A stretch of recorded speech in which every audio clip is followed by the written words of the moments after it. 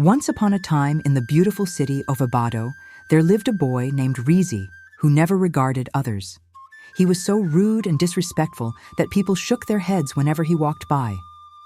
Rizi would beat up his poor grandmother whenever she tried to correct him, and even left home for days as a way of punishing her, knowing how worried she would be that he didn't return. His mother died while giving birth to him, and her mother took on the responsibility of raising him. However, owing to the way his mother died, his grandmother did all she could to avoid situations that would make him miss his dead mother. So, she allowed him to get away with so many unruly behaviors, and as Rizi began to grow, he became so disrespectful and out of control. She would cry herself to sleep every night, praying that her grandson would one day change his ways. But Rizi was not ready to change. He always got himself into trouble that often required her to spend huge amounts of money to bail him out. One morning, Rizi strolled into the nearby market. He saw an old woman who was selling oranges by the roadside. Without asking, Rizi grabbed some oranges and stuffed them into his bag. The old woman pleaded with him to pay for the fruits. "My son, please pay. These oranges are all that I have," she said to Rizi, who laughed in her face and asked what she was going to do if he refused to pay. "What will you do if I don't pay? Will you come and take them from me?" he asked the old woman mockingly as he kicked her basket with his foot. Oranges scattered across the dusty road as the old woman fell to her knees and began to pick them up with her trembling hands. People in the market gathered around and began to shout angrily at Rizi. "Shame on you, Rizi! Have you no heart?" But Rizi did not care. He bit into one of the oranges and walked away laughing without care. Rizi was extremely stubborn. He had no respect for anyone and believed he was untouchable because of the kind of friends that he kept. He once laughed at an old man who was crossing the road with his walking stick. Rizi continued to mock the elderly man, imitating his slow, shaky movement and laughing so loudly that passers-by stared in disbelief. "Look at him," Rizi shouted. "Is he walking or dancing?" he said as he laughed. The old man, hurt but calm, paused and looked at Rizi with his sad eyes. "Young boy, remember this day. Every action has its consequences. You cannot run from them. Forever," he said to Rizi, who only rolled his eyes and walked away. He had no respect for anyone, and his grandmother bore the brunt of his cruelty daily. One evening, Rizi's grandmother managed to save a small amount of money after weeks of hard labor. She hid it under her mattress, hoping to buy food and medicine. But Rizi discovered the money and stole it. He used it to gamble with his friends. And when she confronted him tearfully, he yelled at her angrily and asked what she was planning to do with the little change. "Is it because of that little money that you are stressing me out?" he asked his grandmother, who broke down in tears and began to cry. She was so devastated, knowing that she had no money left to feed them for the rest of the week. All she worked for weeks was gone within a flash, and this broke her, knowing that her grandson was leading a very destructive life.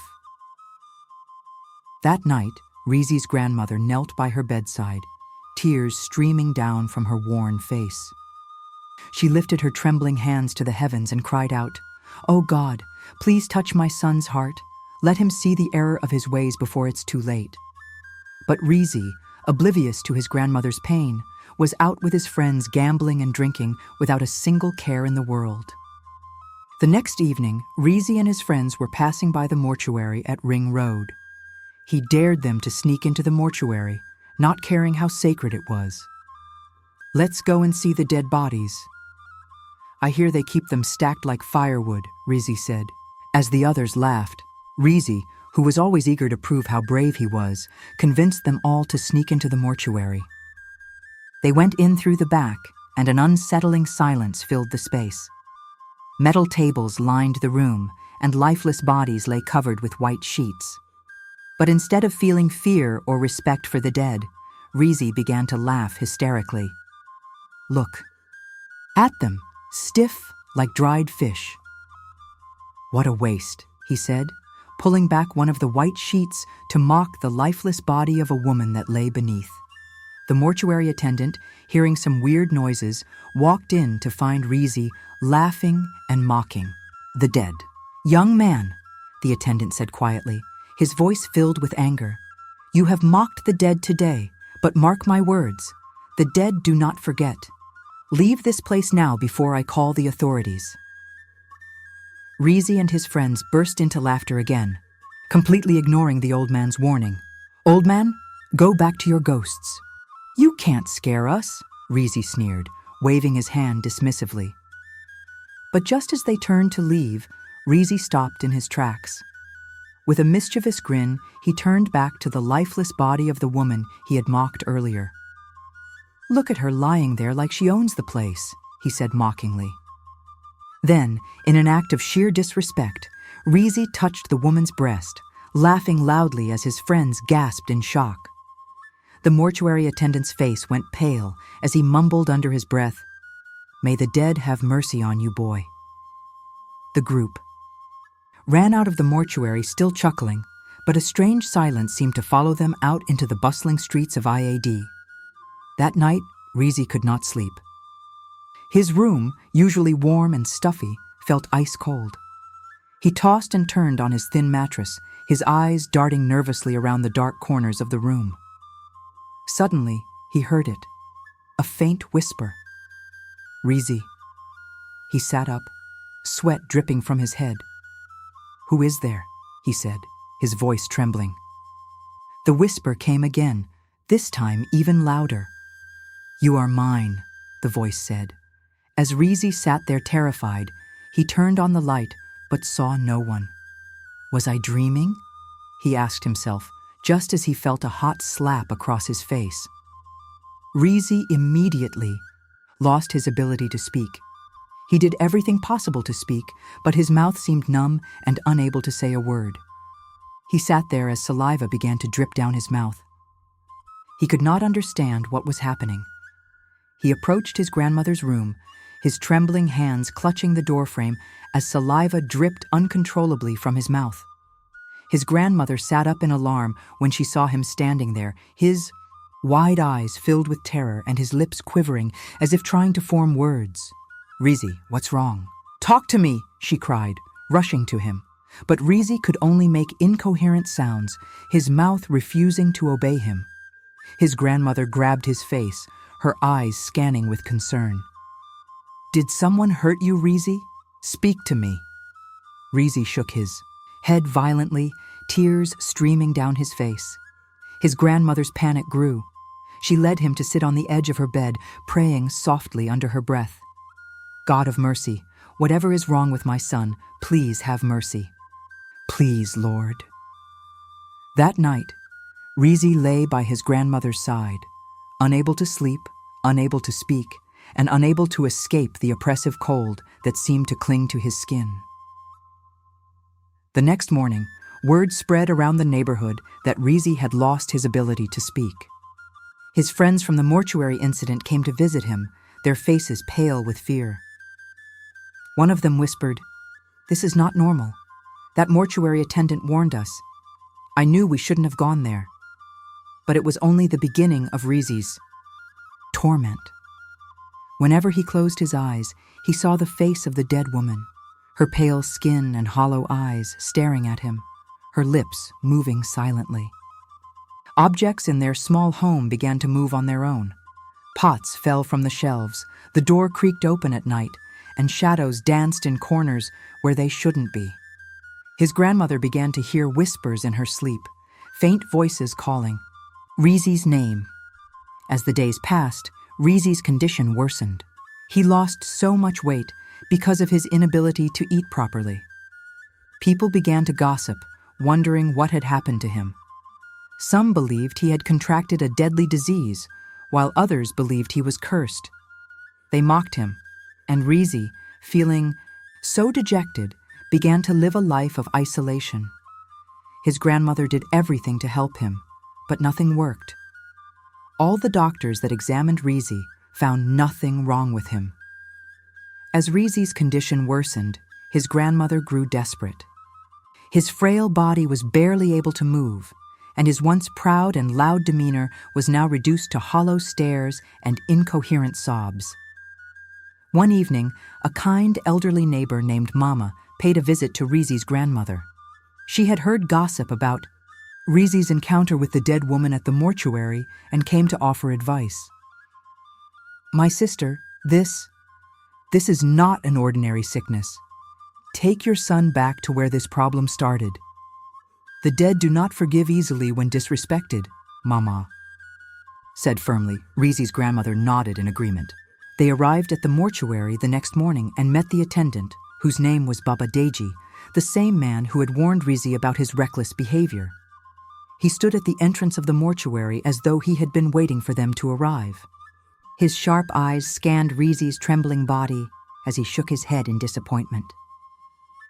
"I warned you, young man," Baba Deji said in a low voice, "for you mocked the dead. And now you have awakened something that cannot be easily silenced." His grandmother began to plead with him to help her son. "Please, Baba, help my son. Whatever it takes, we will do it. Please don't let him die like this." Baba Deji sighed deeply and gestured for them to follow him inside. They were led to a small room lined with old shelves and flickering candles. Sat on a wooden stool as he muted a few words underneath his breath. He then looked directly at Rizi as he began to speak. "I have a gift," he began. "A gift that allows me to speak to spirits, caught between this world and the next. The woman he disrespected, her spirit has spoken to me." His grandmother gasped, clutching her chest, as her son stared blankly, his hollow eyes fixed on Baba Deji. "The woman you mocked and touched was not just any corpse. Her name was Abeni. She died with deep sorrow in her heart. She had no family, no husband, and no children. She passed away from a broken heart, carrying the weight of loneliness into the grave. Her spirit cannot find rest because she was denied love and companionship in life. And now," Baba Deji's voice dropped lower, "she has chosen you, Rizi, to be her husband." His grandmother gasped again, her hand flying to her mouth. "What do you mean, Baba? My son marry a dead woman?" Baba Deji nodded solemnly. "It is the only way. Abeni's spirit has demanded marriage. Rizi must marry her, give her a proper burial with honor, and visit her grave regularly as her husband. Only then will her spirit rest, and only then will Rizi be freed from this curse." Rizi's grandmother wept bitterly, her frail body shaking as she clutched her grandson's hands. Rizi himself, though unable to speak, let out a muffled sob as tears rolled down his eyes. Before proceeding with the spiritual marriage, Baba Deji advised them to seek out Abeni's family, if any existed. After days of inquiry in the community and speaking with elders, it was confirmed that Abeni had no living family members. She had been an only child, abandoned by distant relatives, and had died alone in a small rented room. The weight of loneliness and betrayal had taken her to the grave. Realizing there was no family to give their blessings, Baba Deji told them the marriage must proceed without delay. Under Baba Deji's guidance, preparations began. A small, white wedding gown was placed over Abeni's lifeless body, and her hair was adorned with flowers. Rizi, weak and trembling, was dressed in a white agbada representing purity and submission. Baba Deji began the ceremony, his voice echoing in the cold mortuary room. "Abeni, daughter of the earth, you are not forgotten. Today, you are honored. Today, you are loved." He guided Rizi to kneel beside Abeni's body. With a trembling hand, Rizi placed a ring on her lifeless finger. A cold breeze swept through the room, and for a brief moment, it felt as though the air was filled with a faint, sorrowful sigh. Baba Deji sprinkled holy water and salt over Abeni's body and whispered final blessings. "It is done. Her spirit is now at peace." The next day, a proper burial ceremony was held for Abeni. A small gathering of people attended, led by Baba Deji. Abeni was laid to rest in a quiet cemetery at the outskirts of town. Still weak, but now able to whisper faint words, Rizi stood beside her grave. I am so sorry, Abeni, for disrespecting you. May you find the peace you were denied in life." He placed fresh white flowers on her grave and walked away with his grandmother, his head bowed low. Baba Deji warned Rizi that although Abeni was now at rest, their connection was forever. As her husband, you are obligated to visit her grave, occasionally bringing fresh flowers and whispering prayers for her soul. If you neglect her grave, if you forget your promise, the curse will return, even stronger. Rizi nodded solemnly, knowing that he could never escape his obligation. In the months that followed, Rizi transformed into a completely different person. He became quiet, humble, and deeply respectful of others. He worked hard to support his grandmother and apologized to her for all he had done. Rizi also strolled to the market to find the old woman whose tray he had tossed to the ground months ago. He found her by the corner and apologized to her for how he treated her on that fateful day. The old woman looked up at him as tears poured down her eyes. She forgave him for all that he did, and Rizi thanked her for her kindness. He handed her some money as payment for the oranges, and the old woman was so grateful as she began to bless him fervently. Every month, without fail, Rizi also visited Abani's grave. He placed fresh flowers on it and whispered prayers for her. People in the community began to notice the change in him. They spoke in hushed tones about the boy who had once mocked the dead, but was now living a changed life. "Rizi has changed," they would say, revealing how the dead had taught him a lesson he would never forget, and Rizi truly never forgot. For the rest of his life, he carried the weight of his actions and the memory of Abeni, the bride he never truly knew but was forever bound to in spirit. In the quiet cemetery at the edge of Iora, a gravestone stood with the words, "Abeni, beloved," and remembered. Rest in peace. And every month, a young man named Rizi would kneel before it, honoring a promise made in fear but kept in love. The lesson to be learned from this story is that every action, no matter how small or insignificant, it seems carries consequences. Rizi's reckless behavior brought about a curse that cost him his peace, his health, and nearly his life. This story serves as a warning. Actions done in arrogance and ignorance often lead to regret. Despite Rizi's horrible actions, he was given a chance to make amends and change his life. His transformation into a humble, kind-hearted man proves that people can change when they truly acknowledge their wrongs. I hope you enjoyed the story.